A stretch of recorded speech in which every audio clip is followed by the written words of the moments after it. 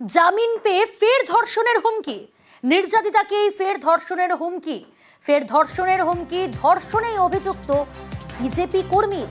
রায়গঞ্জ থানায় অভিযোগ দায়ের নির্যাতিতার। ঠিক কি অভিযোগ নির্যাতিতার? সরাসরি মুক্তা রয়েছে আমার সঙ্গে। মুক্তা, জামিন পেয়ে ফের ধর্ষণের হুমকি দেওয়া হচ্ছে নির্যাতিতাকে, আর এই ধর্ষণের হুমকি দেওয়ার অভিযোগ উঠছে অভিযুক্তের বিরুদ্ধে। নির্যাতিতার ঠিক কি অভিযোগ? দেখো, যে নির্যাতিতা রয়েছে এখন আতঙ্কে রয়েছে সেই গ্রামে, কারণ গত মাসের 8 তারিখে যে বিজেপি নেতা ছিল তাকে ধর্ষণ করা হয়। সেই ধর্ষণের দায়ে কিন্তু তাকে পুলিশ গ্রেপ্তার করার পরে কোর্টে পাঠানোর পরে যে পুলিশের গাফিলতি অভিযোগ তুলছে, তারা তথ্য প্রমাণ কোর্টে না দেওয়ার জন্য কিন্তু আবার বেল পেয়ে যায়। তারপরেই কিন্তু আবার তাকে ফোনে হুমকি দেওয়া হয়, তাদের পরিবারকে মারার হুমকি দেওয়া হয়। সেই আতঙ্কে কিন্তু আবার রায়গঞ্জ থানায় দ্বারস্থ হয়েছে, কারণ পুলিশ যেন তাদেরকে গ্রেপ্তার করে এবং কঠোর শাস্তির ব্যবস্থা করা হয়। কারণ আমরা দেখেছি যে এই এলাকাতে যে যার বিরুদ্ধে অভিযোগ, সে এলাকাতে কিন্তু একটা দাপটীয়ভাবে ঘুরে বেড়াচ্ছে এবং যাকে তাকে হুমকি দিচ্ছে বলেও কিন্তু অভিযোগ, এবং তার বিরুদ্ধে কিন্তু রায়গঞ্জ থানায় একাধিক অভিযোগ রয়েছে বলেও স্থানীয় সূত্রে জানা যাচ্ছে। কিন্তু এই যে ধর্ষণ করার পর আবার যে জামিন পেয়ে আবার ধর্ষণের হুমকি, একেবারে আতঙ্কে ভুগছে সেই পরিবার এবং তারা আশ্রয় হচ্ছে পুলিশের। কিন্তু তারা কিন্তু দল করে না, কিন্তু তারা বলছে যে বিজেপি করছে এবং তারা যে পুলিশ কেন গ্রেপ্তার করছে না, এবং সেটাই কিন্তু অভিযোগ তুলছে। কারণ কাল আমরা দেখেছি সেই মহিলা থানার সামনে এসে কান্নায় ভেঙে পড়ছে। তার স্বামী রায়গঞ্জে কাজ করে, সবসময় বাড়িতে থাকতে পারে না, সেই সময় কিন্তু তাকে ফোন করে হুমকি দেওয়া হয় এবং তাকে আবার ধর্ষণেরও হুমকি দেওয়া হয়। তার অভিযোগ যে এই যে অভিযোগ ছিল সেই অভিযোগ তুলতে হবে, যদি না তোলা হয় তাহলে কিন্তু আবার সেই পুনরায় ঘটনা ঘটাবে বলে কিন্তু বারবার ফোনে হুমকি দেওয়া হয়। তার সেই ফলেই কিন্তু আতঙ্কিত হয়ে পড়ছে সেই পরিবার, দ্বারস্থ হয়েছে রায়গঞ্জ থানা পুলিশ। এখন দেখার রায়গঞ্জ থানা পুলিশ তার বিরুদ্ধে কি পদক্ষেপ নেয় এবং পরিবার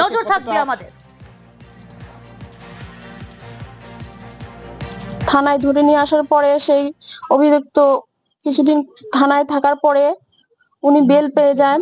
বেল পেয়ে বাড়িয়ে বের হয়ে আমাকে এটাই হুমকি দিচ্ছেন। এখন আমি ফোন ভয়ে ধরতে পারছি না। আমি এটাই চাই যে আসামি শাস্তি হোক। কোর্টে কোনো রিপোর্ট যায়নি, সেই জন্য আসামি বেল পেয়ে যান। আমার স্বামীকে, আমার দেওর সবাইকে বলছে যে আমরা তো গরিব মানুষ, ওরা কাজে যায়, রায়গঞ্জে কাজে আসেন, বলছে ওদের মারে ফেলবে, ওদেরকে মার্ডার করবে। ও বিজেপি দলের সাথে যুক্ত আছে। আমি এটাই চাই যে আসামির শাস্তি হোক।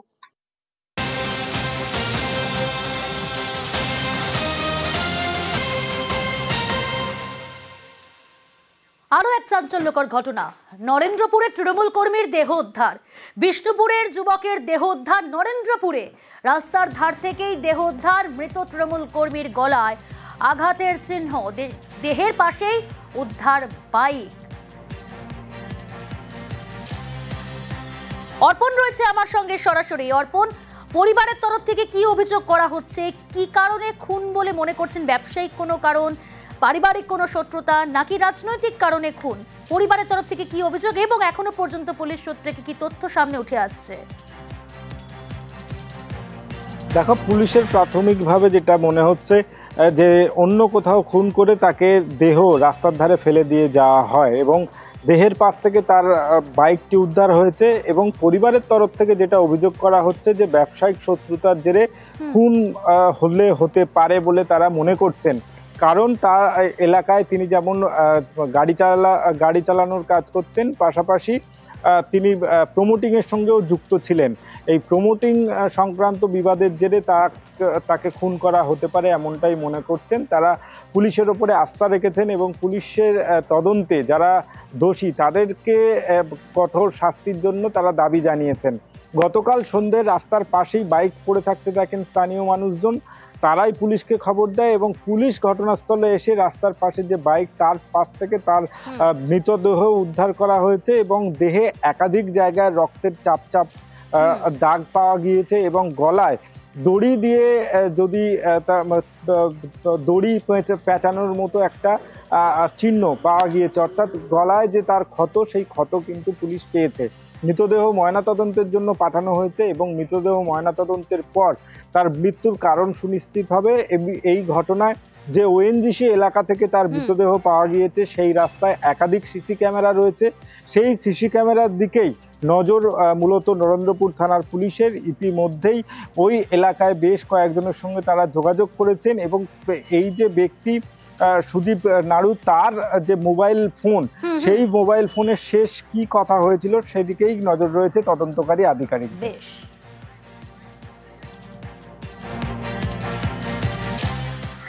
সন্ধ্যেবেলা খবর পেলাম ওই সেখানে পড়ে আছে,